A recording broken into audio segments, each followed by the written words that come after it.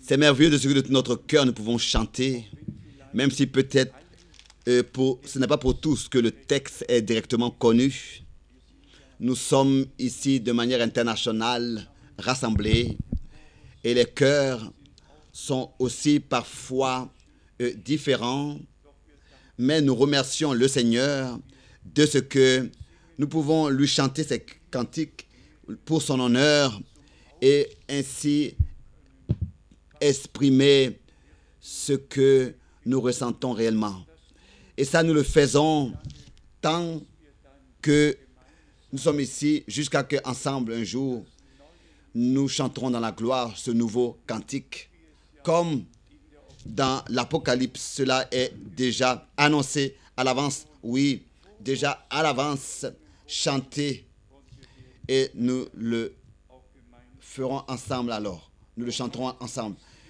Aussi aujourd'hui, nous vous souhaitons à tous très fraternellement la bienvenue, de loin et de près, de partout, de toute l'Europe, de l'Afrique, de l'Amérique du Sud. Frères et sœurs Miskis sont ici aussi. Je voudrais particulièrement vous souhaiter la bienvenue. Notre frère, Papa Miskis, un homme de Dieu précieux. Nous savons, c'est ainsi avec tous ceux qui pour la première fois écoutent la parole et la croient. Ça, c'est les prémices. Les premiers fruits, ils n'ont pas besoin de temps de réflexion, de penser, de réfléchir. Non, ils croient. Ils croient tout de suite. Et au moment où ils croient, alors la révélation leur est accordée et ensuite, alors, ils vont de gloire en gloire et de clarté en clarté. Bien-aimés frères Miskis et bien-aimées sœurs, Dieu vous a visiblement béni. Il a béni vos fils, béni toute votre famille. Et Dieu a béni tous ceux qui sont ici aujourd'hui. Et je voudrais ne pas manquer de dire aujourd'hui tous ceux de la Tchèque, de la Pologne, de la Slovaquie, de l'Autriche, de l'Italie, de la Suisse, de la France, de la Belgique, de l'Hollande, de partout, de la Roumanie. Cela va être mentionné spécialement. Nous allons tout à l'heure appeler le frère Florian de la Roumanie pour qu'il puisse aussi nous apporter une parole courte de salutation, seulement une salutation, une parole de salutation. Nous sommes très liés profondément avec nos frères et nos sœurs de la Roumanie. En Roumanie, il y a réellement le plus de croyants, plus de milliers. Seulement, le premier week-end, je crois plus de 6000 personnes en tout ont écouté. Et si nous allons en Roumanie, il y a des milliers ici, des milliers là, départagés dans plusieurs églises dans tout le pays. Et Dieu a réellement accordé sa grâce. Et il a accordé vraiment une grande grâce, et cela depuis le commencement. Et c'était aussi comme ça en Roumanie que rien n'a été remis en question, mais tout de suite, ils ont cru. Et c'est ainsi que Dieu a accordé la révélation et a aidé. Nous voulons que tous se sentent bien, se sentent très bien parmi nous. Un frère de Johannesburg m'a appelé et disait: frère Frank, nous avons hier entendu en direct par l'internet et nous avons vu, et aujourd'hui, ce matin, nous le ferons encore. C'est merveilleux et je crois que toujours plus, eux vont écouter cette transmission en direct et même à la maison, à l'intérieur de la famille. C'est vraiment quelque chose de merveilleux. Et le frère Schmidt l'a déjà exprimé. Bientôt aussi le russe va s'ajouter dans la transmission. Et nous espérons que le nombre 12 sera plein. 12 langues, c'est aussi un nombre biblique. Et que de cette manière, dans les différentes langues du monde, les plus parlées, les plus connues, et aussi dans plusieurs autres langues, nous puissions servir beaucoup de personnes et leur apporter la parole de Dieu. On peut le lire dans Jacques, le chapitre 5, à partir du verset 7. Là, 3 fois, il est parlé de la venue du Seigneur, il est parlé de la pluie, de l'avant et de l'arrière-saison, et que nous devons persévérer jusqu'à que nous puissions recevoir la pluie. La pluie de l'avant-saison vient pendant l'ensemencement et la pluie de l'arrière-saison vient donc avant la récolte pour que le grain de blé qui est mûr puisse vraiment mûrir à fond et que la qualité soit bonne. Nous croyons que le Seigneur en tant que grain de blé est mort, c'est ce qui est écrit, et que un blé riche en tant que moisson sera récolté. C'est ainsi que son blé sera placé, donc sera mis dans le grenier, comme c'est écrit dans Matthieu chapitre 3, et la paille sera donc brûlée. La deuxième pensée dans le prophète Joël était que nous n'aurons pas de manquement dans le temps du rétablissement de toutes choses. C'est dans Joël chapitre 2 du verset 23 au verset 27. Mais nous aurons une pleine mesure. Et là, j'ai la question et lié directement à cette question, même la réponse. Est-ce que, tel que c'est écrit dans Joël 2, du verset 23 au verset 27, est-ce qu'il y a eu dans cet arbre de temps de 2000 années une telle plénitude de parole de Dieu, de révélation de la parole de Dieu? Est-ce que cela a déjà existé parmi le peuple de Dieu? Est-ce que la table du Seigneur dans ces derniers 2000 années a été si remplie, si garnie comme maintenant? Justement non. Ce n'était même pas nécessaire avant cet âge. Pourquoi non? Parce que justement, la sauterelle, le gélec, le hasil et tous ces insectes ont fait que ronger jusqu'à ce que tout soit desséché. Et ensuite, le Seigneur accomplit sa promesse et rétablit toutes choses de nouveau. Et l'arbre de l'épouse porte du fruit et croît. Et la moisson sera grande. Nous avons encore les choses suivantes à dire. S'il vous plaît, ce qui est enseigné ici, ne le comparez pas avec ce qui est enseigné dans d'autres églises, mais comparez-le seulement avec les Écritures.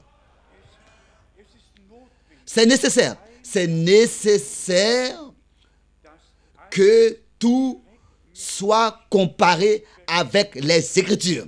Je vous donne un exemple.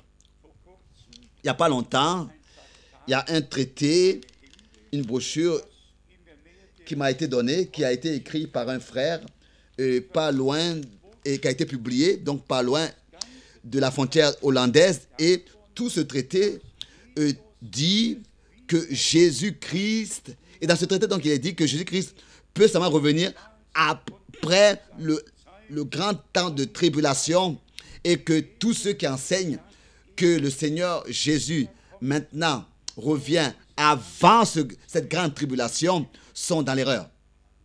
Ouais. Dans l'erreur, c'est cet homme qui l'est, sinon rien d'autre.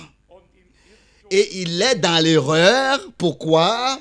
Parce que il utilise un verset biblique qui n'a rien à voir à faire avec la venue du Seigneur Jésus-Christ en tant qu'époux pour l'épouse. Il s'est mentionné de Luc chapitre 21. Luc chapitre 21, à partir du verset 25. Luc chapitre 21, verset 25.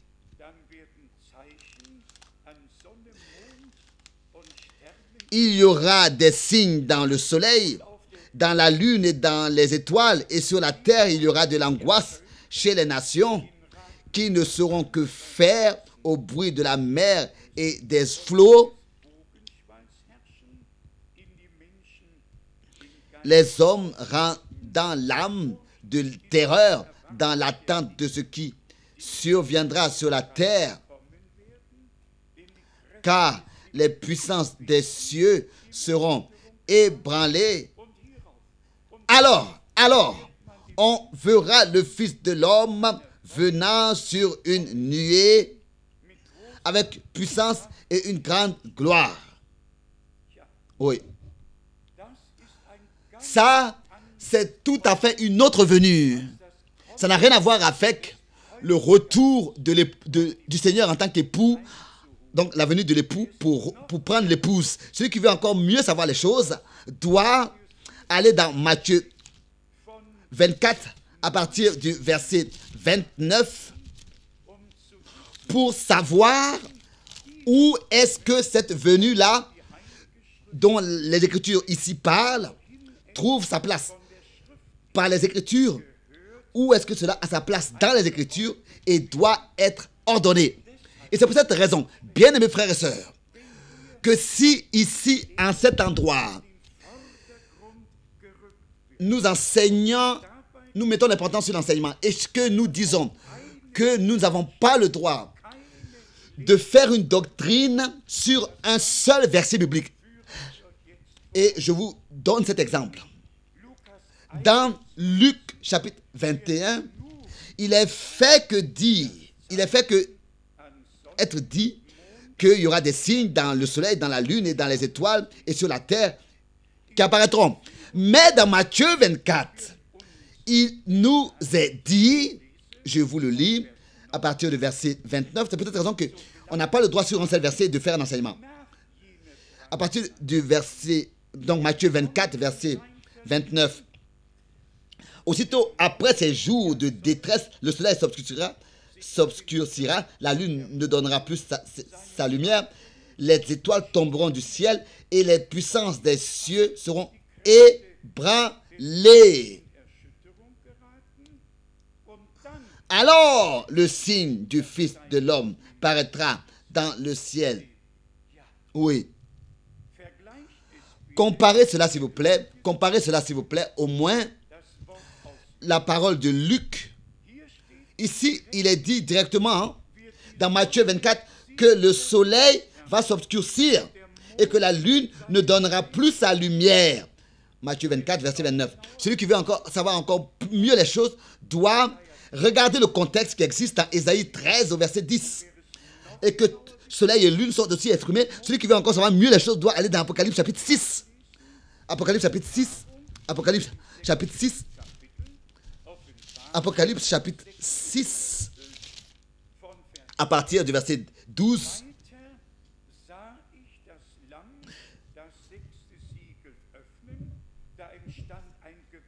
Je regardais quand il ouvrit, donc l'agneau ouvrit le 6e sceau et il y eut un grand tremblement de terre. Le soleil devint noir comme un sac de crin, la lune entière devint comme du sang.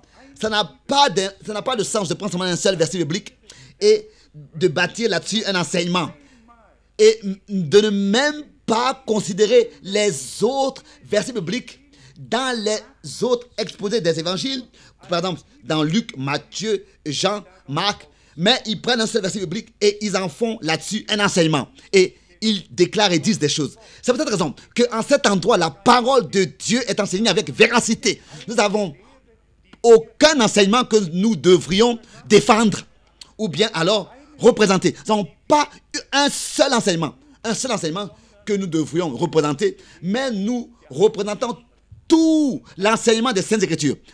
Et ça, c'est le cadeau, le don de notre Dieu dans notre temps. Il y a un autre exemple. Frère Branham disait, par exemple, qu'il y a 3 venues du Seigneur. La première venue pour racheter l'Église. La deuxième venue pour reprendre l'Église dans la gloire.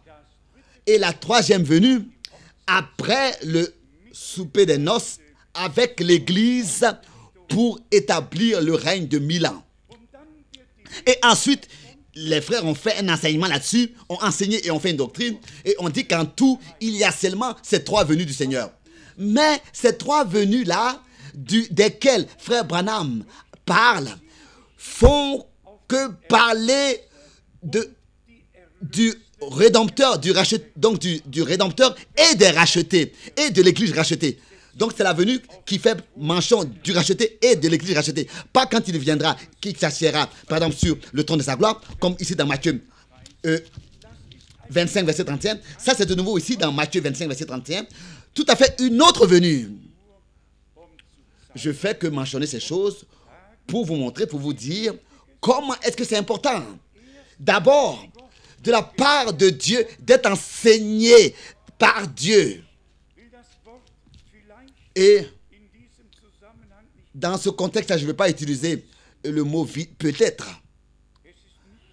Ce n'est pas seulement peut-être, mais c'est réellement nécessaire que personne lui-même s'établisse docteur, mais qu'il soit établi par Dieu.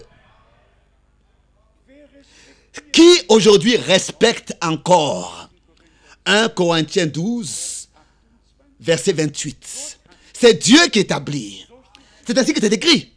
C'est Dieu qui a établi dans l'Église des apôtres, des prophètes, des pasteurs, des évangélistes, des docteurs. C'est Dieu qui a établi.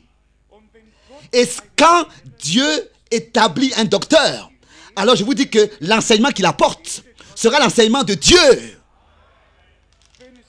Si c'est un apôtre, alors il va devoir prêcher la même chose et faire ce que les apôtres ont prêché et ont fait. S'il est prophète, alors il va apparaître il va être en accord avec la parole prophétique et avec la parole de tous les prophètes. Et ici, nous avons de nouveau le grand problème. La plupart des communautés prennent Éphésiens chapitre 1, verset 1. Hébreux chapitre 1, verset 1. Dieu, de plusieurs manières, a parlé à nos pères par les prophètes, Hébreux chapitre 1, verset 1, et qu'à la fin des jours, il nous a parlé dans son Fils. Et ensuite, ils ont fini, ils sont satisfaits, et ils disent, voilà, les apôtres ont existé, les prophètes ont existé, Christ est venu, alors tout est terminé. Mais on doit aller dans le Nouveau Testament et voir que Dieu, encore dans l'Ancien Testament, c'est vrai, avait des prophètes et que les prophètes ont annoncé à l'avance, pour annoncer à l'avance l'histoire du salut et de la rédemption.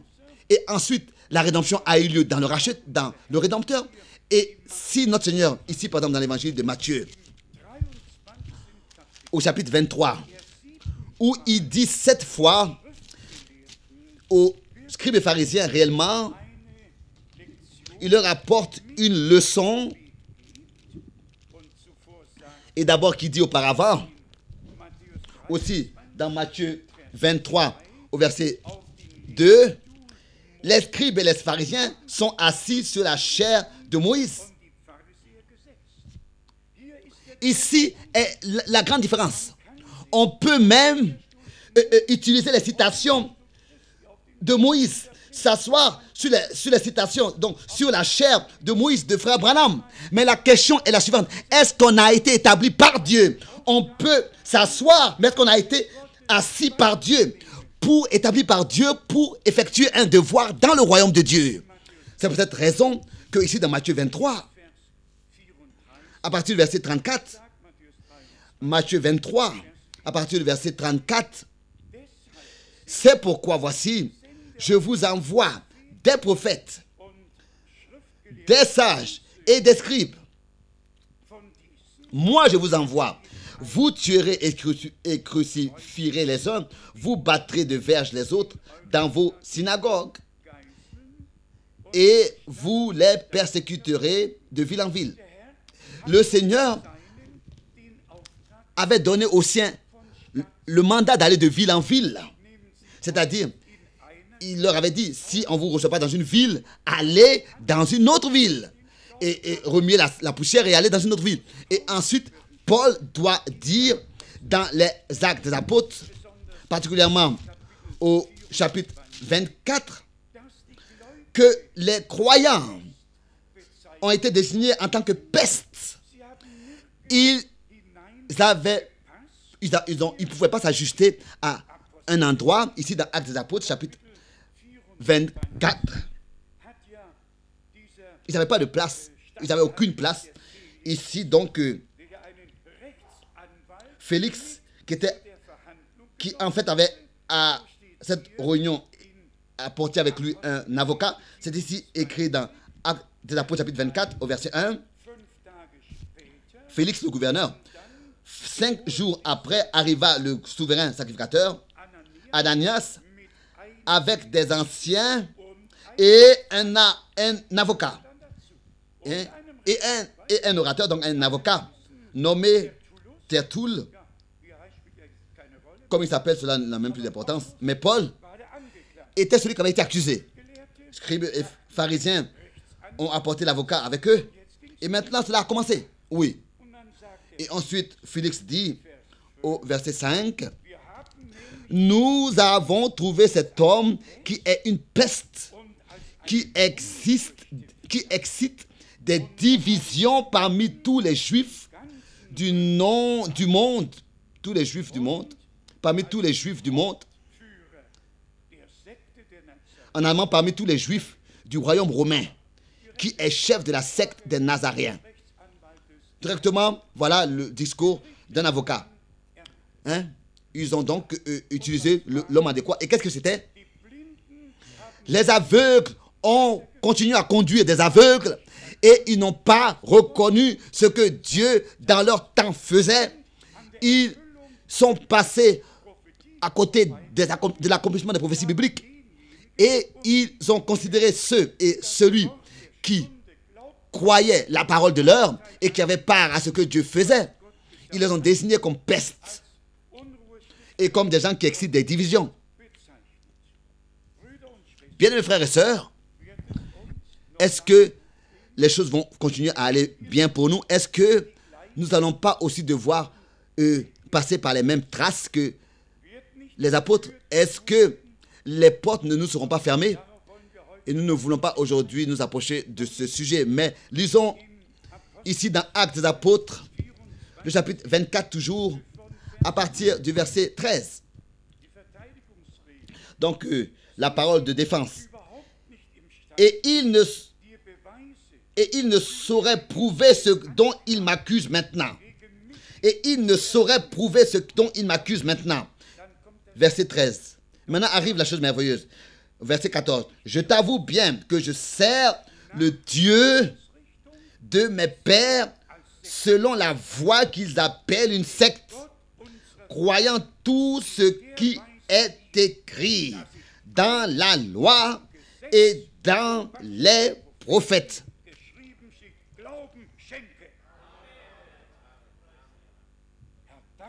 Oui, ça, c'est un témoignage merveilleux.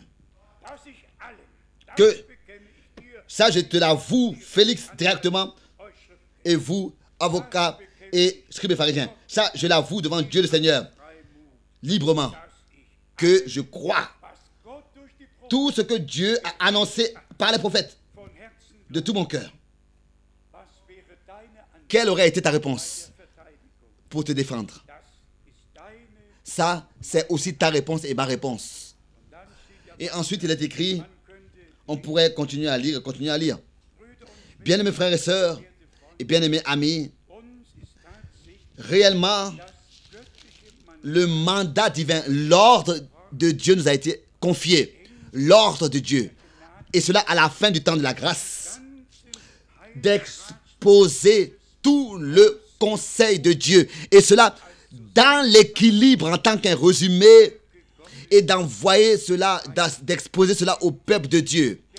La table du Seigneur est réellement de cette manière garnie et couverte et préparée pour que tous puissent manger de la manne cachée que le Seigneur, par sa grâce, nous a préparée.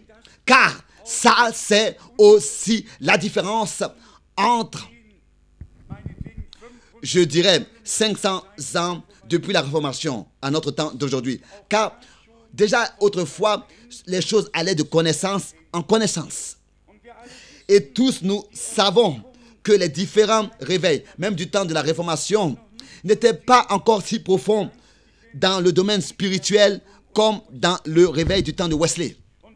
Et tous nous savons que le mouvement pentecôtiste, le réveil pentecôtiste est allé plus profondément et plus profondément que celui du temps de Wesley. Mais ce qui n'existait pas encore dans ces différents réveils, c'était la révélation. C'est-à-dire la dernière chose, telle que Jean sur l'île de Patmos avait reçu la révélation de Jésus-Christ.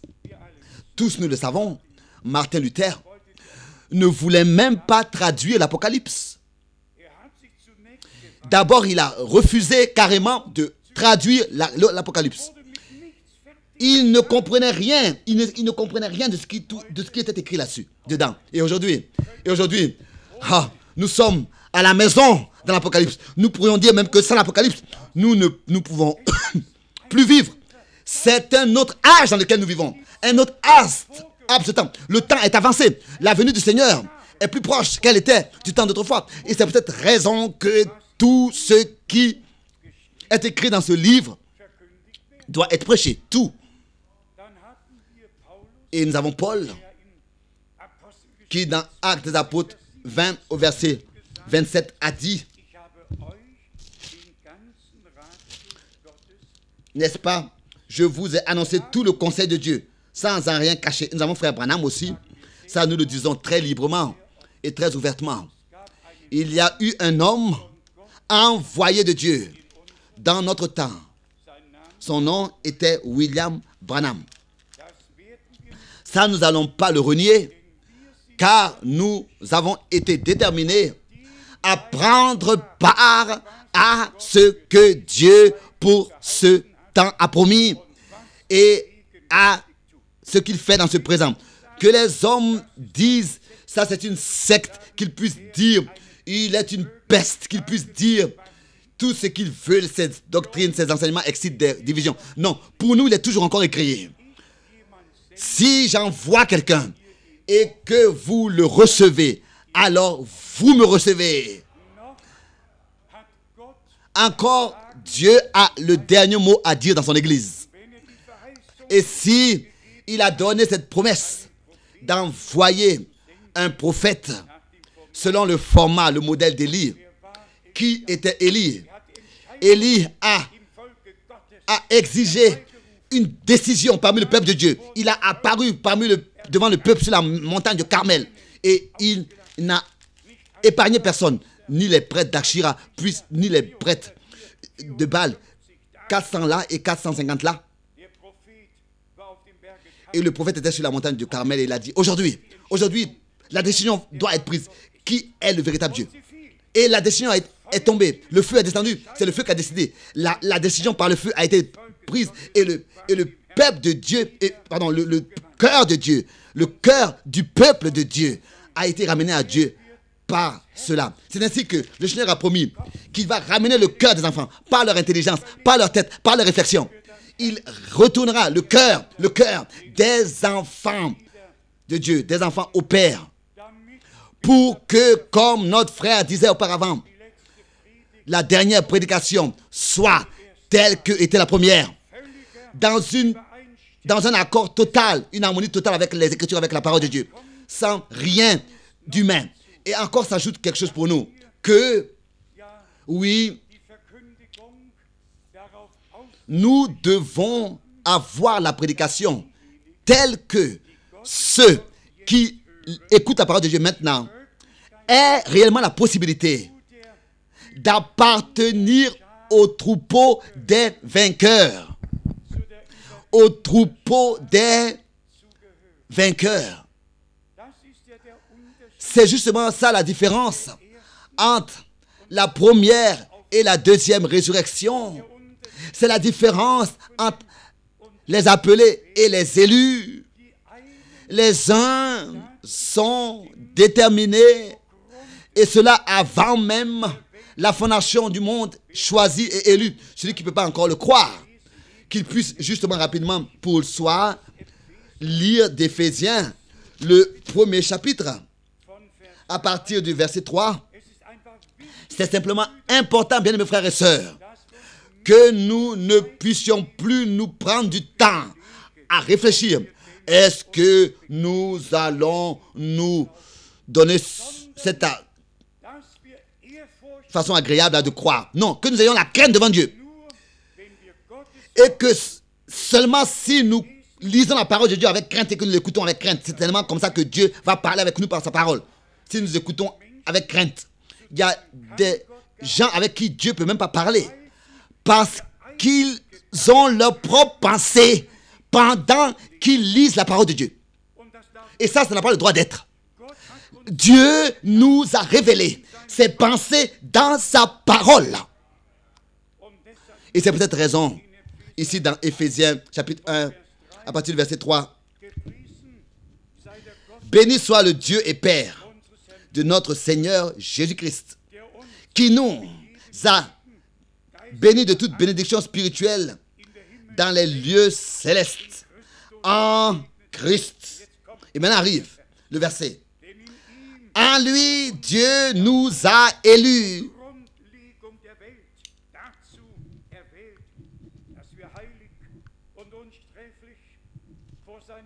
Avant la fondation du monde, pour que nous soyons saints et irréprochables devant lui. Il nous a prédestinés dans son amour à être ses enfants d'adoption par Jésus-Christ, qui lui appartiennent selon le bon plaisir de sa volonté. Maintenant, j'aurais bien entendu un amen de vous tous. Merci. Un amen à haute voix. Oui, un oui de tout le cœur, tel que le Fils de Dieu, avant même la fondation du monde, avait été déterminé à effectuer, à accomplir sur la croix du calvaire l'œuvre de la rédemption. Car Dieu savait avant même qu'il ait créé l'homme et le monde, que l'homme était faillible et qu'il aurait eu besoin de salut. Dieu ne planifie pas entre-temps. Dieu a, avant même la fondation du monde, planifié. Et bien, mes frères et sœurs, si aujourd'hui, nous pouvons croire cela de cette manière, alors je peux vous dire, sur le fondement de l'autorité de la parole de Dieu, que vous êtes, avant même la fondation du monde, par Dieu lui-même, élus. Vous êtes, avant même la fondation du monde, déterminés, appelés, déterminés, prédestinés à être transformés à l'image du Fils de Dieu. Et Jean écrit, nous le verrons tel qu'il est. Et nous serons transformés à son image. Une question. Où, dans quelle ville, dans quel pays et dans quelle église est-ce que je pourrais venir avec une telle prédication? Oui. Et c'est ainsi que nous voyons pourquoi est-ce que Dieu doit appeler à sortir. Et ça, c'est de nouveau la révélation et d'Apocalypse 3. Apocalypse 3, le dernier âge de l'Église. Le Seigneur se tient devant la porte. À l'intérieur, il est chanté. À l'intérieur, il est prêché. Tout est fait à l'intérieur. Et lui-même, il est dehors. Apocalypse 3, verset 20. Et il frappe à la porte et il dit, si quelqu'un entend ma voix, mais la voix, elle n'est plus à entendre à l'intérieur. C'est les gens qui ont leur propre enseignement, leur propre interprétation, leur propre parole. Le Seigneur n'a plus le mot à dire. C'est pour cette raison qu'il doit appeler à sortir celui qui entend ma voix. Et pour être indépendant, excusez-moi, Dieu est partout. Dieu est indépendant de toutes les religions. Dieu ne nous a pas apporté une religion. Il nous a apporté la vie éternelle. Et cela en Jésus-Christ, notre Seigneur.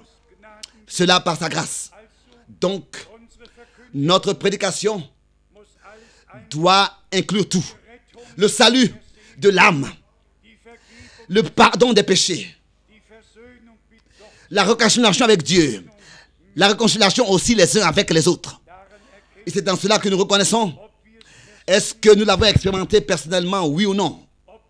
Est-ce que la réconciliation en nous est devenu vrai. Le pardon est devenu vrai. La grâce est devenue vraie. C'est-à-dire en ce que nous pouvons nous pardonner et être réconciliés. Les Écritures peuvent être citées de tous. Chacun peut répéter les Écritures. Chacun peut lire les Écritures. Mais il s'agit de ce que toutes ces choses deviennent vraies. Tout ce que Dieu a promis dans sa parole est tel que ici nous l'avons lu. En Jésus-Christ, il nous a déjà bénis de toute bénédiction que Dieu avait pour nous préparer au ciel, déjà bénis. De toute bénédiction que Dieu avait pour nous au ciel. C'est ainsi que cela est écrit ici. Et nous disons Amen à cela. Alléluia. Et nous lions cet Amen avec cette demande. Bien-aimé Seigneur, que cela soit manifesté. Ce que tu as dit dans ta parole. Et il le fera. Et cela avant le retour du Seigneur Jésus-Christ. Cela sera manifesté que nous sommes réellement bénis de toute bénédiction qui était au ciel. Même si c'est un court laps de temps. Mais Dieu lui veille sur sa parole. Et il ne tarde pas.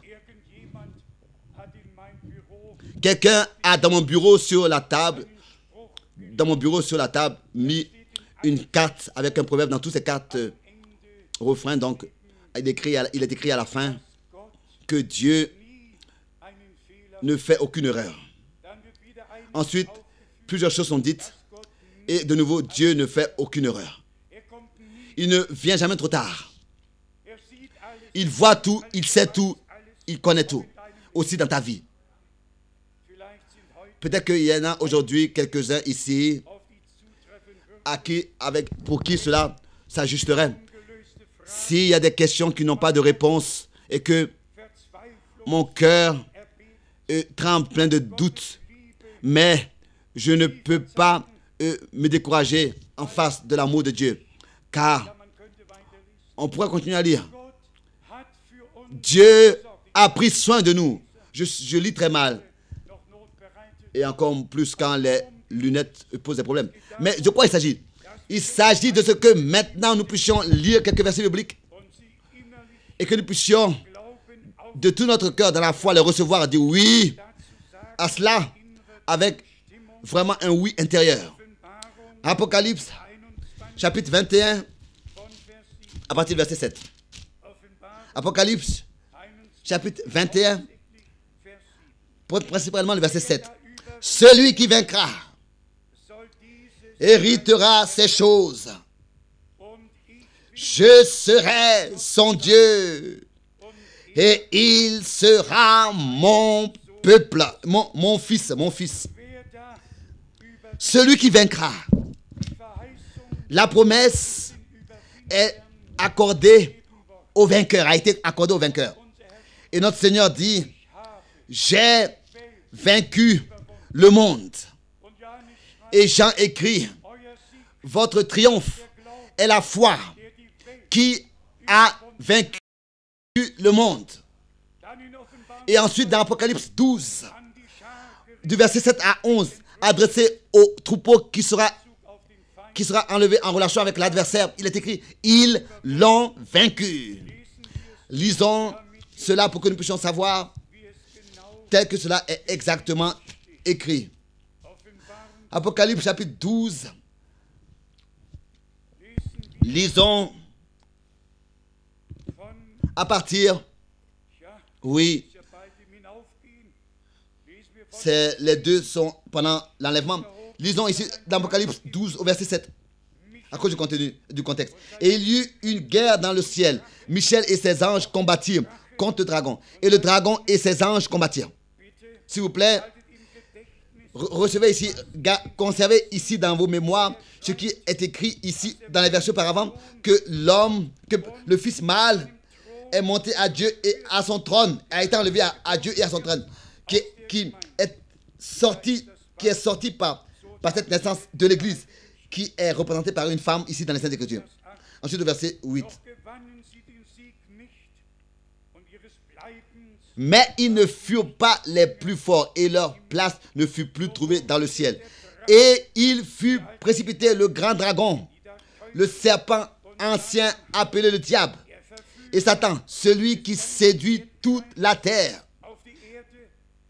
Il fut précipité sur la terre, et ses anges furent précipités avec lui. Et maintenant arrive la chose merveilleuse. Et j'entendis dans le ciel une voix forte qui disait: maintenant le salut est arrivé, ainsi que la puissance, le règne de notre Dieu et l'autorité de son oint, de son Christ, car il a été précipité, l'accusateur de nos frères, celui qui les accusait devant notre Dieu jour et nuit. Et ensuite, ils l'ont vaincu. Ceux-là qui l'ont accusé, ceux-là qui ont été accusés par lui, ils ont vaincu, ils l'ont vaincu. Lui qui les accusait, ils l'ont vaincu à cause du sang de l'agneau et à cause de la parole de leur témoignage. Vaincu. Et ils n'ont pas aimé leur vie jusqu'à craindre la mort. Nous avons la grâce d'appartenir à ce troupeau. Oh, bien-aimés frères et sœurs, ne regardons pas à tous les moments de tribulation, de difficultés d'Israël. Israël devait passer par le chemin le plus difficile qui pourrait exister à un autre peuple, pour un autre peuple sur terre. Et je vous dis, est-ce qu'il y a eu un prophète qui a dû supporter tant de choses que notre Seigneur lui-même? Est-ce qu'avec un homme sur terre, on a fait ce qu'on a fait avec notre Seigneur? Il était le plus méprisé. Méprisé et insulté, et sur la croix, déshabillé, dépouillé et accroché sur la terre, accroché entre le ciel et la terre. Ignominie sur lui. Mais cela a eu lieu à cause de nous. Ce qui ne signifiait rien aux autres nous signifie tout. Mais ne soyez pas découragés. Ne soyez pas découragés. Nous devons passer par beaucoup de tribulations, d'épreuves donc, pour être préparés pour réussir nos épreuves. Si nous regardons ici et nous lisons, ils l'ont vaincu, le verset 11, à cause du sang de l'agneau. Hier déjà nous l'avons dit. Pas seulement le baptême du Rédempteur qui a prouvé l'obéissance, mais il a été obéissant même jusqu'à la mort de la croix. Et soyons sincères, notre obéissance commence seulement au moment où nous sommes crucifiés avec Christ. Tout le reste, c'est un essai que tous nous pouvons entreprendre. Nous pouvons essayer et encore une fois essayer. Si ce n'est que, comme Paul vraiment pouvait dire, je suis crucifié avec Christ. J'étais en lui pour qu'il puisse maintenant être en moi. Et pour qu'il puisse être en moi, il faut qu'il soit prouvé que j'étais en lui, en étant crucifié, tel que dans le domaine naturel, nous étions tous en Adam. Et qu'ensuite, dans leur temps, chacun a apparu. C'est ainsi que de notre semence, de la semence, nous étions tous dans le Fils de Dieu, dans la semence originale, promise déjà depuis les années d'Éden. Que la semence de Dieu, par la femme, viendra pour écraser la tête du serpent. Et pour ici parler avec Ésaïe 53, quand il donnera sa vie en expiation, alors il verra une postérité et prolongera ses jours. Ésaïe 53, verset 18, vivre pour toujours.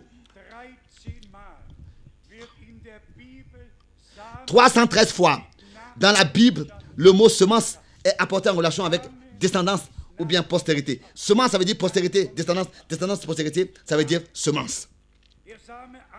La semence d'Abraham sont les descendants d'Abraham, ou bien la postérité d'Abraham. La semence de David sont la postérité de David, la descendance. Et si nous voulons le lire, il y a les différents merveilleux versets. Laissez-moi lire seulement un seul. Dans le psaume 22, pour que vous puissiez savoir quelles promesses pour les semences ont été données. Ici, il est écrit dans le psaume 22 concernant le peuple qui naîtra plus tard. Qu'est-ce que c'est qu'un peuple né plus tard?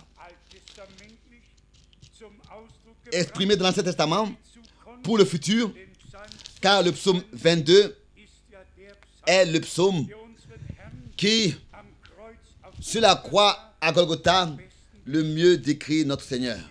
Ici, il est écrit dans le psaume 22, selon les différentes traductions, c'est un peu différent à partir du verset 31 et ensuite aussi le verset 32. La plupart des traductions, il est écrit la postérité, donc une semence le servira. Ici, il est dit la postérité le servira. On parlera du Seigneur à la génération future.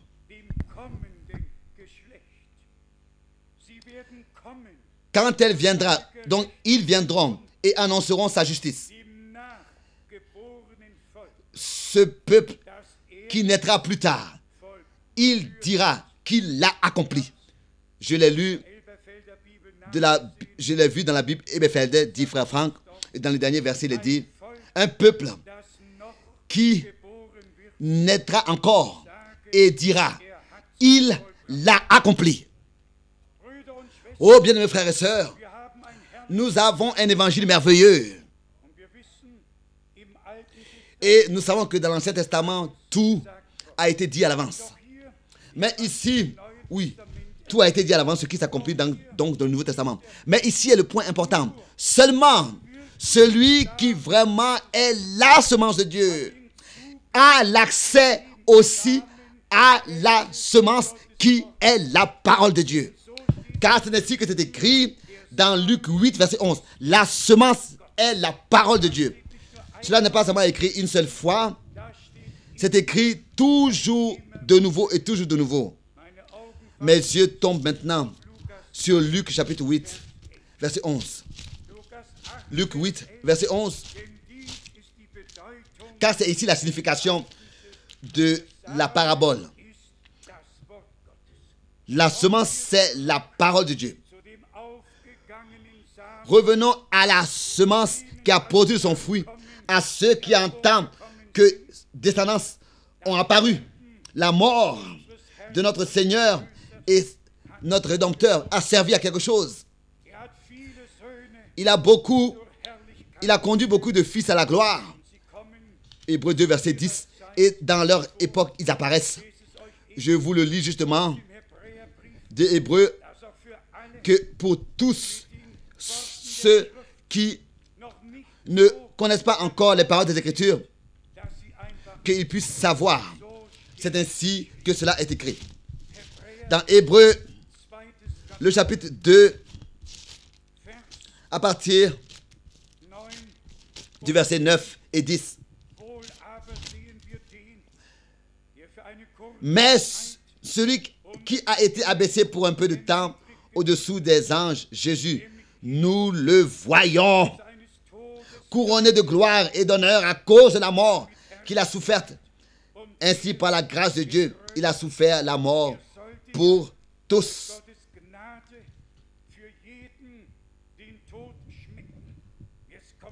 Maintenant arrive le verset 10. Il convenait en effet que celui pour qui et par qui sont toutes choses et qui voulait conduire après avoir conduit à la gloire beaucoup de fils, il a élevé à la perfection par les souffrances le prince de leur salut.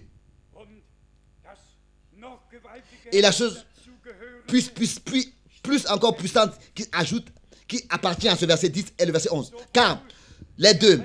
Car celui qui sanctifie et ceux qui sont sanctifiés sont tous issus d'un seul Père. Alléluia. Loué et honneur, gloire et adoration soit apporté à notre Dieu, viennent, sont issus d'un seul Père. C'est pour cette raison que nous pouvons prier notre Père qui est aux cieux, qui est au ciel. Il est au-dessus de tous les pères. Il est au-dessus de tout. Il est Père au-dessus de tous ceux qui sont devenus enfants de Dieu. Et bien, mes frères et sœurs, nous sommes enfants de Dieu et bientôt sera manifesté ce que nous serons. Nous écoutons la parole de Dieu pas en vain. Nous l'écoutons avec cet objectif pour avoir part à ce que Dieu fait dans le présent. Et si frère Branham, le 11 juin 1933, vers 14 h l'après-midi, en présence d'à peu près 400 personnes, 4000 personnes, il lui a été dit de la lumière surnaturelle, tel que Jean-Baptiste a été envoyé comme précurseur de la première venue du Christ. C'est ainsi que tu seras envoyé avec un message qui sera précurseur du retour du Christ. C'est ainsi que nous le croyons, que Dieu a repris ses messagers et aussi le dernier messager. Mais le message nous est demeuré. La parole révélée, promise, la parole prémise, la parole de la promesse pour ce temps nous a été restée, pas seulement restée. Je peux ajouter à cette phrase, elle nous a été dans les derniers 40 ans, révélée et vivifiée comme cela du temps de frère Branham n'était même pas encore et n'était pas encore même possible. Je suis sincère. Et beaucoup ne comprennent pas cela. Alors que frère Branham m'avait dit en juin 1958 à Dallas, Texas, aux États-Unis, alors qu'il me disait, frère Frank, tu repartiras avec ce message en Allemagne. Qu'est-ce que frère Frank, en 1958, en juin 1958, connaissait même du mot message. Et de la deuxième venue du Christ, de son retour donc, et de la promesse que Dieu enverra un prophète. En 58, je ne connaissais pas la promesse du prophète Élie, etc. Et pour être sincère, nous appartenions à ces 13 millions de réfugiés et nous ne voulions plus revoir notre patrie. Et le frère Frank avait quitté l'Allemagne, avait déchiré son passeport allemand et l'avait jeté dans la mer Atlantique pour ne plus jamais revenir. Et ensuite, frère Branham vient et me dit, tu repartiras en Allemagne avec ce message. Je ne veux pas rentrer dans les détails, mais c'était l'un des plus grands sacrifices que j'ai dû apporter dans ma vie en relation avec cela que le message de la fin des temps devait être porté, puisse être porté dans le monde entier. Revenons rapidement et j'espère que tous qui n'ont pas encore été baptisés de manière biblique et qui veulent se laisser baptiser, qu'aujourd'hui, ils aient la possibilité de le faire et de se laisser baptiser et que tous ceux qui veulent expérimenter une conversion aient la possibilité que tous ceux qui veulent expérimenter une guérison puissent l'expérimenter et dans la foi accepter leur guérison. Tout est préparé pour nous. S'il vous plaît, croyez-le.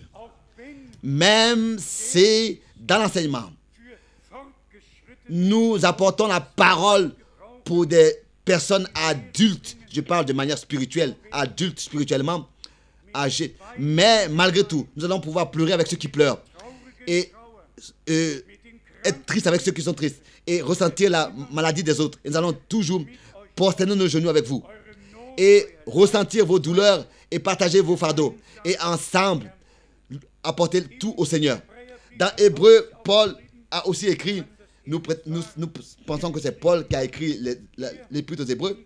Ici dans le chapitre 5, Hébreu chapitre 5, Hébreu chapitre 5, seulement à partir du verset 11 et 12. Nous avons beaucoup à dire là-dessus et des choses difficiles à expliquer parce que vous êtes devenus lents à comprendre. Vous, en effet, qui depuis longtemps devriez être des maîtres,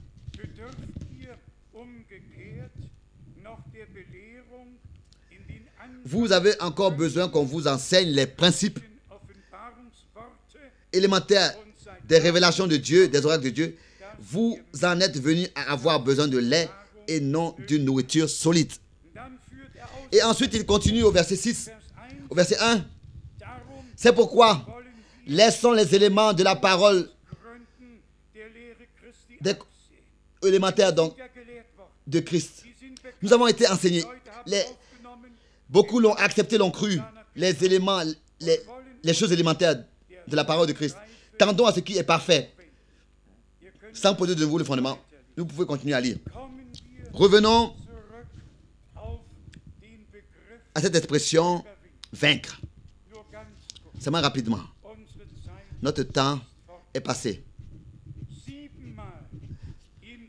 7 fois dans l'Apocalypse, 2 et 3. À la fin de chaque lettre, la promesse est faite au vainqueur. Est donnée au vainqueur. Et ici est le point important qui doit être relevé. Le message est adressé à toute l'Église, à tous ceux qui appartiennent à l'Église. Mais la promesse est seulement pour les vainqueurs. C'est-à-dire pour ceux qui, à l'intérieur de l'Église, ont prêté l'oreille à ce que l'Esprit a dit à l'Église. Qui n'ont pas mélangé cela. Qui n'ont pas mélangé cela avec un esprit religieux. Qui n'ont pas comparé ces choses avec des dénominations. Mais qui sont restés dans la parole des Écritures et se sont approfondis. Et qui n'ont pas permis et n'ont pas accepté et toléré une interprétation, mais ont seulement dit oui et amen à la parole de Dieu originale. Et là, nous sommes de nouveau revenus à ce point que je voudrais aussi, dans le monde entier, relever. Car partout, c'est le même sujet que nous apportons dans le monde entier. Le retour de Jésus-Christ et l'accomplissement des prophéties bibliques dans notre temps. L'appel à sortir de ceux qui appartiennent à l'Église, des nouveaux-nés, qui sont écrits aux cieux. L'appel à sortir de ceux qui maintenant prêtent l'oreille à ce que l'Esprit dit à l'Église. Et si ensuite, toujours de nouveau, je dois dire que ça ne m'intéresse même pas ce que les pères des églises disent, ont dit, et ce que des conciles ont décidé. Qu'est-ce que moi j'ai à voir à faire avec ces choses? Qu'est-ce que l'Église épouse de Jésus-Christ a à voir à faire avec des choses qui ont été dans le déroulement de l'histoire de l'Église, infiltrées par des conciles et qui ont été désignés et déclarés comme des dogmes? L'enseignement est ici dans la Bible. Le modèle est ici dans la Bible. La parole de Dieu qui demeure éternellement est ici dans la Bible. Toutes les interprétations passeront, car le mensonge n'a pas son origine dans la vérité. Moi, ça aurait mieux été pour moi que plus rapidement cela ait lieu et mieux ce sera. Que les hommes vraiment soient déchirés et sortis de tout ce que les hommes ont à expliquer et à interpréter et qui prêtent seulement l'oreille à ce que Dieu a réellement dit dans sa parole. Ici, seulement notre attention attirée sur cela. D'abord, l'âge de l'Église est décrit. Et après que l'âge a été décrit et qu'il a été apporté au peuple de Dieu le message, ils ont reçu donc la possibilité de croire ou alors de continuer à faire comme ils l'ont fait jusqu'à maintenant. C'est pour cette raison qu'il est écrit à chaque fois. Par exemple ici, seulement pour relever un point ici, il est écrit dans Apocalypse 2, à partir du verset 6, « Tu as pourtant ceci, c'est que tu es les œuvres des Nicolaïtes, œuvres que je ai aussi. » Apocalypse 2, verset 6. D'abord, Dieu décrit l'état déployable, la séduction. Il décrit tout ce qui n'a rien à voir à faire avec lui et sa parole, tout ce qui ne vient pas de lui. Des apôtres qui ont prouvé, qui n'étaient même pas des apôtres, mais qui ont été trouvés menteurs. C'est-à-dire, ils ont enseigné des choses qui n'ont pas leur origine dans les Écritures, qui ont glissé dans les œuvres des Nicolaïtes, dans la doctrine des Nicolaïtes. Et ensuite, la parole est adressée à ceux qui ont reconnu que Dieu, maintenant, directement parle avec nous et qu'une séparation doit avoir lieu de toutes ces choses. Les uns continuent à croire ces faux apôtres-là qui sont trouvés menteurs et l'œuvre des doctrines des Nicolaïtes, et les autres se séparent de ces choses et reçoivent alors seulement par cela la possibilité de les vaincre et de demeurer dans la parole de la vérité et d'être sanctifiés dans la parole de la vérité. Et ça, c'est toujours le point culminant dans tous les âges des églises. Il faut peut-être que cela soit dit. Aussi, cela ne suffit pas que nous puissions, comme aussi frère Branham les a prêchés, les lire les 7 âges de l'Église ou les écouter. Nous devons, de ce que nous lisons, de ce que nous écoutons, nous devons écouter la voix de Dieu. Nous devons écouter le Seigneur lui-même personnellement nous parler. Il faut que ce soit un entretien direct de Dieu avec toi par sa parole. Et c'est seulement comme ça que peut s'accomplir ce qui est écrit ici au verset 7. Actes des Apôtres, pardon, Apocalypse chapitre 2, verset 7, que celui qui a des oreilles entende ce que l'Esprit dit aux églises. À celui qui vaincra, je donnerai à manger de l'arbre de vie qui est dans le paradis de Dieu.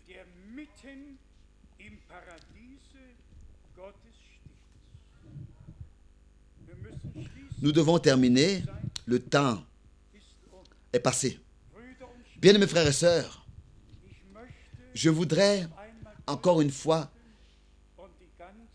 être très clair et que le monde entier l'écoute. Ce message qui nous a été confié de la part de Dieu contient toutes les promesses de Dieu pour l'Église dans ce temps. Que ce soit l'enseignement, que ce soit la divinité, le baptême, tout et encore une fois tout. Tout le message est de revenir dans l'original et nous nous soumettons au modèle de Dieu dans sa parole. Ça n'a aucun sens de seulement poser la question, est-ce que tu crois au message? Avec cela, on doit lier cette question. Crois-tu à la parole de Dieu telle qu'elle est écrite dans la Bible? Car c'est ça, croire le message. C'est le message que nous avons reçu de Dieu, n'est-ce pas? C'est ainsi que Jean l'écrit dans son épître et que nous vous avons transmis. Cela est aussi connu. Les différents versets bibliques sont incompris et interprétés. C'est ainsi que cela est malheureusement aussi avec les citations de frère Branham. Comme déjà je l'ai dit, aussi avec l'Église, avec les 3 venues du Seigneur, il faut qu'on ait une révélation de Dieu. Ça ne suffit pas de répéter des citations de frère Branham et dit, le frère Branham a dit. Et il faut que ce soit l'Esprit de Dieu qui nous conduise réellement. Car c'est seulement l'Esprit de Dieu qui nous conduit réellement dans toute la vérité. Donc, on pourrait ici encore ce verset-là, ça je vais vous le lire, de Romains, le chapitre 8. Pour que vous puissiez réellement savoir que c'est par lui qui nous fortifie que nous allons vaincre. Que nous aurons la grâce d'appartenir au troupeau des vainqueurs. Toute la description ici qui nous concerne tous et aussi qui s'ajuste à nous tous, nous l'avons ici dans Romains, le chapitre 8, à partir du verset 28. Et avant que Paul écrive ici toute la liste de tout ce qui va nous arriver, il dit directement ici au commencement, nous savons du reste, Romains 8, verset 28, nous savons du reste que toutes choses concourent au bien de ceux qui aiment Dieu, de ceux qui sont appelés selon son dessein. Car ceux qu'il a connus d'avance, il les a aussi prédestinés à être semblables à l'image de son Fils, afin que son Fils soit le premier-né de beaucoup de frères, ou bien entre plusieurs frères, de beaucoup de frères. Et ceux qu'il a prédestinés, il les a aussi appelés. Et ceux qu'il a appelés, il les a aussi justifiés. Et ceux qu'il a justifiés, il les a aussi glorifiés. Il les a aussi glorifiés. Accordez la gloire. Ô Dieu au ciel. Quel message. Quel évangile. Oh, d'être auprès de Dieu, au jeu de Dieu, tout est déjà accompli. Nous sommes déjà achevés à ses yeux, dans la présence de Dieu. Une question. À partir du verset 31. Il est donc écrit ce qui peut nous rencontrer tous, peut nous arriver à tous. Et cela est à lire ensuite au verset 33. Qui accusera les élus de Dieu? C'est Dieu qui justifie. Qui veut les accuser? C'est Christ qui est ici, etc., etc., etc. Qui les condamnera? Christ est mort pour eux. Ensuite au verset 35. Qui nous séparera de l'amour de Christ? À chaque fois, qui? Peut-être que quelqu'un veut, mais ce n'est pas possible. C'est l'amour de Dieu. Et l'amour est le lien de la perfection divine qui ne pourra jamais être découpé. Encore le verset 35. Qui nous séparera de l'amour de Christ? Ce sera des tribulations ou l'angoisse, la persécution, la faim, la nudité ou le péril ou l'épée, selon qu'il est écrit. Et ensuite, c'est à cause de toi qu'on nous met à mort tout le jour. Qu'on nous regarde comme des brebis destinées à la boucherie. Mais dans toutes ces choses, nous sommes plus que vainqueurs par celui qui nous a aimés, par celui qui nous a aimés, par lui. Ils ont vaincu l'adversaire par le sang de l'agneau et par la parole de leur témoignage. Oh, comme nous pourrions là repartir, n'est-ce pas, dans 1 Jean, le chapitre 5, où aussi il est parlé de triomphe, de vaincre. Tous ceux qui sont de Dieu, qui sont nés de Dieu, ont vaincu. Ont vaincu. Hein? C'est ainsi que c'est écrit. Je vais vous le lire. Faites confiance au Seigneur. Vous appartenez au vainqueur déjà. Acceptez cela dans la foi. Acceptez cela dans la foi. Et cela vous appartient. 1 Jean chapitre 5. Encore une fois le premier verset et ensuite le verset 5 et 4. 4 et 5. Quiconque croit que Jésus est le oint de Dieu, est né de Dieu. Est né de Dieu. Et ça aussi, je vais encore devoir l'exposer dans les deux langues, en hébreu et en grec. Il y a seulement un seul mot pour engendrer et naître. Né et engendrer, c'est le seul mot. C'est pour cette raison que les traducteurs ici avaient difficile. Où est-ce qu'ils doivent écrire né ou bien engendré de Dieu? Né de Dieu ou engendré de Dieu? Où est-ce qu'ils doivent l'écrire? Seulement le contexte peut le montrer. Mais ici encore, le verset 5. 1 Jean 5, verset 5. Qui est celui qui a vaincu le monde, qui a triomphé du monde? Sinon, celui qui croit que Jésus est le Fils de Dieu. Maintenant, encore une fois, revenir au verset 4. Car tout ce qui est né de Dieu, ou bien alors engendré de Dieu, triomphe du monde. Et la victoire qui triomphe du monde, la victoire, ta victoire et ma victoire, c'est notre foi que Dieu nous a accordée. La foi qui est venue pour nous une révélation par la parole que nous avons entendue. Et ça, c'est la victoire qui triomphe du monde. C'est notre foi. Et notre foi, c'est le don de Dieu. Notre Seigneur dit, celui qui croit en moi, comme a dit les Écritures, de son corps couleront des eaux de vie. Et tel que hier nous le disions, nous suivons notre Seigneur dans l'obéissance de la foi. Pas seulement jusqu'au baptême d'eau, nous le suivons jusqu'à sur la montagne de transfiguration pour écouter là, car c'était seulement là que notre Seigneur a donné la promesse du prophète Élie. En vérité, je vous l'ai dit, Élie vient premièrement et rétablira toutes choses dans l'état primitif. Celui qui, avec le Seigneur, ne monte pas sur la montagne de transfiguration,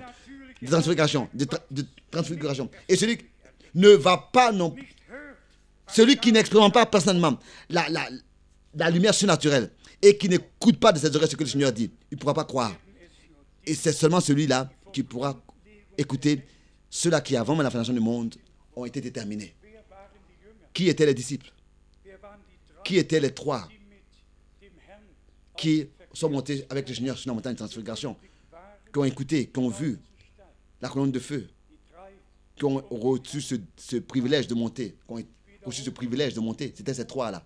Seulement si nous montons avec le Seigneur et nous le suivons dans toute l'obéissance de la foi, nous suivons le Seigneur dans la foi, nous montons jusqu'à la montagne de transfiguration et que nous puissions le voir tel que Jean l'a vu sur l'île de Patmos, dans son état transfiguré, tel que les trois l'ont vu sur la montagne de transfiguration. C'est ainsi que Jean l'a vu sur l'île de Patmos dans Apocalypse chapitre 1, marchant au milieu des 7 chandeliers d'or. Et seulement celui qui le voit comme ça, qui l'écoutera parler, et qui le voit comme ça, qui l'écoute parler, et reçoit ce que l'Esprit dit à l'Église. Ainsi, il confirme qu'il appartient au troupeau des vainqueurs, qui en tant que troupeau des vainqueurs, dans les Saintes Écritures, est décrit. Et ensuite, verra la face du Seigneur, notre Dieu. Déterminé à cela. Que le Seigneur nous bénisse de Sion, et qu'il nous accorde la révélation, qu'il nous accorde la foi, qu'il nous accorde l'obéissance, qu'il nous accorde tout. La puissance pour vaincre, mais aussi certain, et ça je le répète encore une fois, que la révélation de Jésus-Christ, par sa grâce, nous a été accordée. C'est ainsi que la foi aussi de cette révélation nous a été accordée.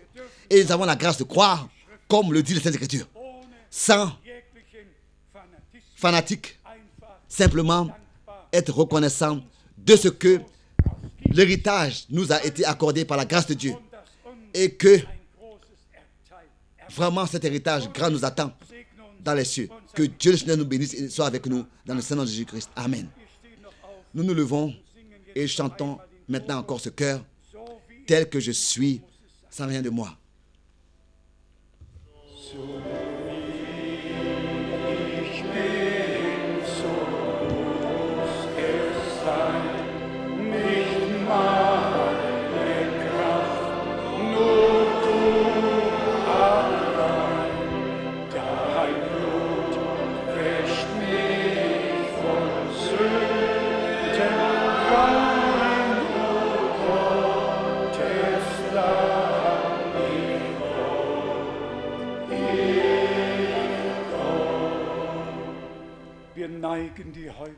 Nous courbons les têtes et persévérons dans la lumière, dans la prière calme. Je voudrais lors de cette occasion aussi exprimer cet avertissement, cette exhortation que tous les parents, pères et mères, puissent avoir les yeux sur leurs enfants et qu'il n'y ait aucun enfant qui court ici dans le centre et que nous puissions savoir, nous sommes ici dans la présence de Dieu et nous écoutons la parole de Dieu et que nous puissions éviter tous les entretiens qui sont secondaires et mentionner les paroles que nous venons d'écouter pour qu'elles ne reviennent pas sans effet à Dieu. Pendant que nous avons les têtes courbées, que nous les conservons courbées et fermons les yeux, je voudrais demander, est-ce que quelques-uns seraient là pour lesquels on peut prier, qui veulent consacrer leur vie au Seigneur? Avons-nous quelques-uns? Que Dieu bénisse, que Dieu bénisse, que Dieu bénisse partout. Les mains se lèvent. Il y a aussi quelques requêtes de prière aussi parmi nous. Quoi que ce soit, nous avons dans Romains 8 lu qu'il y a différentes choses qui peuvent nous arriver, des persécutions, des accusations, des épreuves, toutes sortes de choses. S'il vous plaît, conservez cela dans votre cœur. Ceux qui aiment Dieu, toutes choses servent à leur bien. Pensez à la couronne à la fin du chemin, que par celui qui nous a aimés, nous sommes plus que vainqueurs. À lui est la victoire, à lui est le pouvoir, à lui est la gloire, et tout ce qui lui appartient nous appartient. Nous sommes déjà bénis de toute bénédiction spirituelle dans les lieux célestes en Christ, bénis par Dieu. Maintenant la question, qui veut être baptisé? Levez courtement les mains. Avons-nous quelques-uns qui veulent se laisser baptiser? 1, 2, 3, 4. Oui, je vois en ce moment 4 personnes. Donc après cette réunion, il y aura donc un service de baptême. Et tout à l'heure, quand le frère Rousse va finir, va donc faire la conclusion, ceux qui veulent se laisser baptiser vont venir donc devant. Maintenant, nous voulons prier pour tous ceux qui sont malades, qui ont besoin de pardon et de guérison. Et encore la question, qui souhaite vraiment recevoir, révéler par Dieu lui-même toutes ces choses, et que la compréhension, notre pensée humaine n'ait plus besoin de s'efforcer, mais que ça se découle, ça se répand sur nous comme ça, que nous ayons la relation de telle manière avec Dieu, que la révélation, nous ayons la relation avec Dieu d'une manière si profonde que chaque révélation, que la révélation se répande sur nous, que chaque parole que nous recevons soit sans inspiration qui s'infiltre, mais que ce soit une prédication claire comme le cristal, une épouse cristal qui est apportée, qui est manifestée, qui est appelée à sortir, qui est cristallisée, une épouse parole qui porte la nature de l'époux et qui est préparée pour le jour glorieux du retour de l'époux. Nous voulons prier. Père Céleste, nous avons écouté ta parole et nous sommes sur le sol, placés sur le sol de la révélation. Tu nous as amenés dans le lieu très saint. Tu nous as pris dans le lieu très saint. Et à cet endroit, nous sommes, et dans le monde entier, réunis en ton nom pour écouter tes paroles et pour les croire et pour les recevoir révélées. Ô Seigneur notre Dieu, nous louons la puissance de ton sang, de ta parole et de ton esprit. Et nous te remercions pour la visitation de grâce, de ta grâce, de ta miséricorde. Bien-aimé Seigneur, que tu puisses nous élever au-dessus des montagnes en relation seulement avec toi. Ô Dieu, prends-nous sur la montagne de transfiguration avec toi, pour que nous puissions recevoir et entendre de nos propres oreilles les promesses pour cette heure et les croire et les comprendre. Oh bien-aimé Seigneur, tu as parlé avec nous. Tu t'es révélé à nous. Et nous te remercions de ce que tu as sauvé ceux qui sont perdus. Tu as guéri les malades. Et que tu as délivré ceux qui étaient liés. Loué et exalté sois-tu, Seigneur, notre Dieu. Car toi seul es digne de recevoir la louange, l'adoration et la reconnaissance. Maintenant et dans toute éternité. Bien-aimé Seigneur, toi Dieu éternel, je te remercie de ce que tu m'as accordé ce privilège d'apporter ta parole à ton peuple, à ton église. Je te remercie, ô époux céleste, Jésus-Christ, de ce que tu es parmi nous. Tu es la parole et toi-même tu parles à ton épouse. Toi-même tu parles à ton épouse. Je te remercie pour l'appel à sortir. Je te remercie pour la révélation. Je te remercie. Bénis tous. Bénis tous. Dans tous les peuples, les langues et les nations. Alléluia. Alléluia. Nous voulons maintenant ensemble nous élever nos voix et prier et remercier le Seigneur ensemble.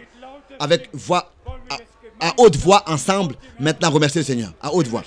Père Céleste, Frère Rousse, viens. Remercions ensemble le Seigneur. Remercions ensemble le Seigneur. Alléluia. Alléluia. Nous te remercions de tout notre cœur pour ta parole, pour le message encore ce matin. Tu as parlé par ta parole, par ton Saint-Esprit. Fortifie tous. Nous pensons à tous les cœurs. Nous te remercions de ce qu'avec tous nous pouvons venir à toi et te dire tout. Reçois la louange, l'honneur et l'adoration de la profondeur de notre cœur.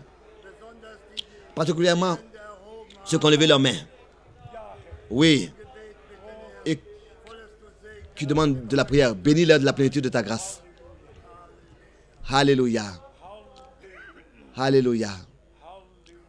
Alléluia.